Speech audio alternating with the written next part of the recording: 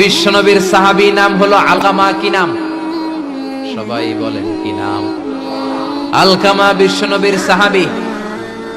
ইন্তেকালের আগে আলকামার জিহ্বা দিয়ে কালেমা বের হয় না। 3 দিন যাবত বিছানায় পড়ে আছে, মুমূর্ষ, মরে যাবে, কিন্তু জিহ্বা দিয়ে কালেমা বের হয় না। বিশ্বনবী বলেছেন, লাকিনু মাউতাকুম লা ইলাহা ইল্লাল্লাহ।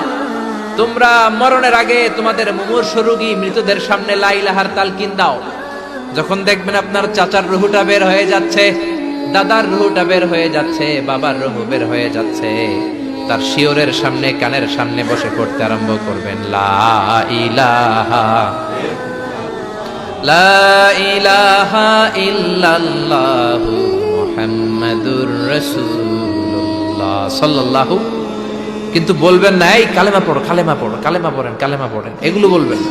শুধু তালকিন দিবেন,